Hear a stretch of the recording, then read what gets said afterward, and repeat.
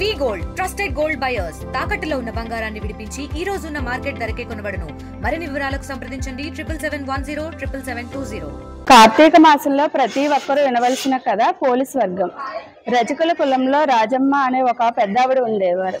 ఆవిడికి 7 కొడుకులు. 6 కొడుకులకి ధనవంతులను ఇచ్చి పెళ్లి చేసింది. చివరి కొడుకు ఒక పేద అమ్మాయిని పెళ్లి చేసుకుంటాడు. ఆవిడ పేరు పోలమ్మ. కానీ ఈవిడ తక్కువ డబ్బు లేనిది కావడంతో అందరూ పోలి పోలి అని హేళన చేస్తూ ఉండేవారు.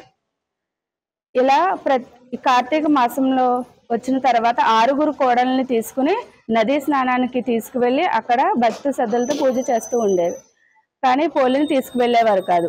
పోలి బావి దగ్గర స్నానం ఆచరించి పత్తితో చేసిన ఒత్తిని వేసి వెన్నతో దీపారాధన చేసి భక్తి శ్రద్ధలతో పూజ చేసింది.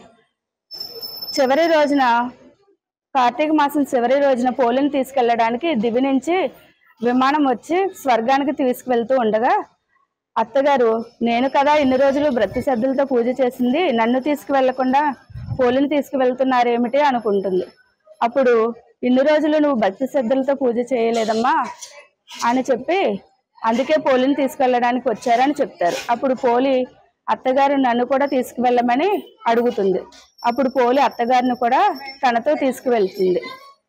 ఇలా ఎవరైతే భక్తి శ్రద్ధలతో పూజలు ఆచరిస్తారో వారికి పుణ్య స్వర్గం ప్రాప్తిస్తుంది. ఇదండి కార్తీక మాసంలో ప్రతి ఒక్కరూ వినవలసిన పోలీస్ వర్గం కథ. Local to global news at your finger tips. మీ చేతిలో ఒక ఆయుధం. డౌన్లోడ్ రా టీవీ యాప్.